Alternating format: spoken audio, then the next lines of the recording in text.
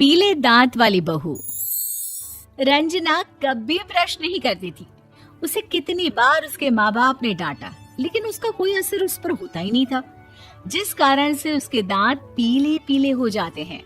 शादी के बाद। अरे बहू, वैसे तो तुझ में कोई कमी नहीं है, पर तेरे दांत इतने पीले कैसे हैं बेटा? कैसे मतलब? कोई सर्जरी थोड़ी ना कराइए।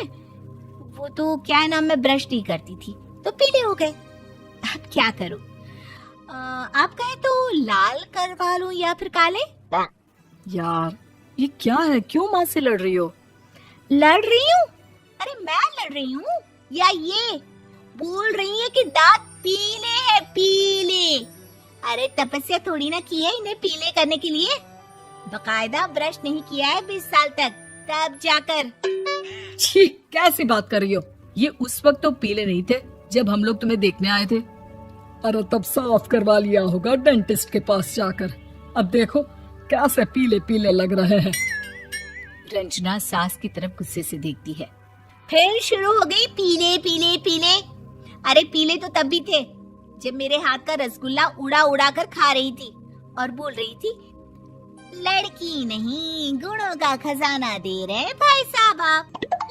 खैर, अब वो लोग करते भी तो क्या करते, पीले दांत वाली बहू पल्ले पड़ी थी तो झेलना तो था ही। एक दिन कीर्तन में रंजना गाना गा रही थी। अरे कमला बहन, माँ का द्वार है, यहाँ तो सब शुद्ध होकर आते हैं, फिर अपनी बहू को ब्रश भी नहीं करवाती तुम।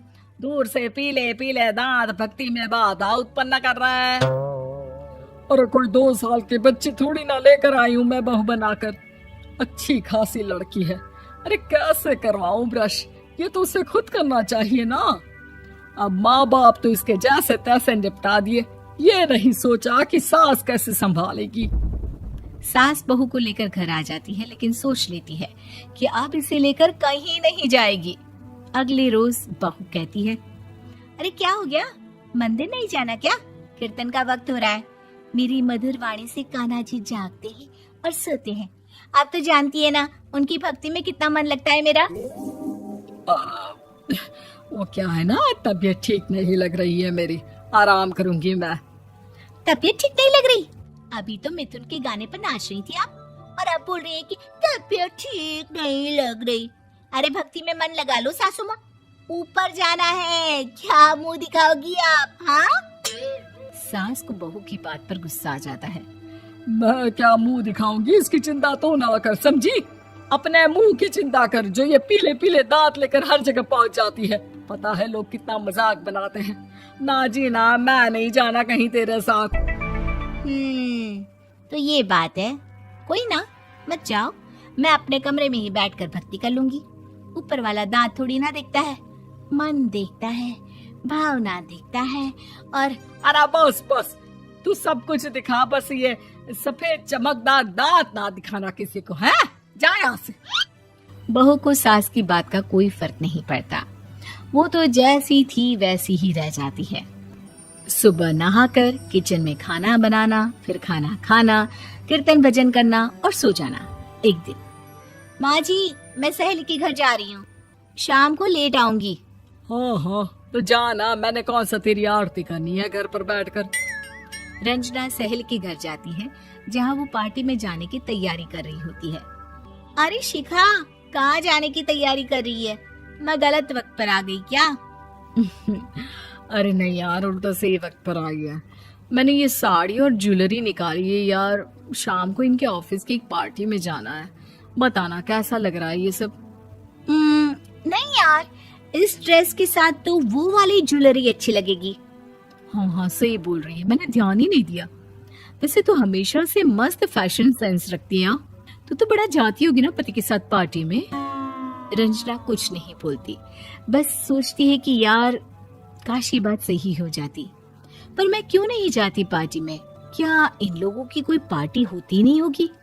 रंजना घर आती है और रात में पति से सवाल करती है, एक बात बताइए, आप मुझे किसी पार्टी में क्यों नहीं ले जाते? क्या आपके यहाँ ऑफिस में पार्टी नहीं होती? पति बेचारा क्या कहता कि दांत पीले हैं तुम्हारे इसलिए।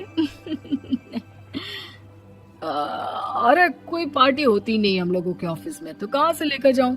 और मार्केट, मॉल, कहीं वीकेंड घूमना, कहीं तो। अरे यार, सारे हफ्ते में एक छुट्टी मिलती है, तो सोचता हूँ कि आराम ही कर लूं। क्यों?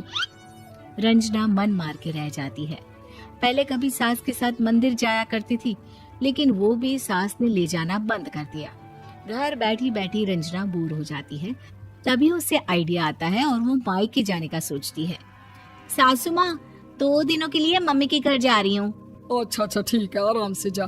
और हाँ, माँ से कुछ अच्छी आदत सीख कर आना कि कैसे शरीर के हर भाग की तरह दांतों की सफाई भी जरूरी होती है, समझी? शुरू हो गई ना आप। वो लोग आपकी तरह नहीं है कि छोटी छोटी बात का बतंगड़ बना दे। उन लोगों के लिए मैं मायने रखती हूँ, ना कि मेरे पीले पीले दांत। रंजना माँ को बिना बताए उन लोगों को सरप्राइज देती है, लेकिन जैसे ही वो दरवाजे पर पहुंचती है, अंदर देखती है कि घर वाले कहीं जा रहे होते हैं। अब माँ, काश रंजना दीदी के दांतों वाली प्रॉब्लम नहीं होती, तो वो भी हम लोगों के साथ चलती ना बुआ जी की बेटी की शादी में।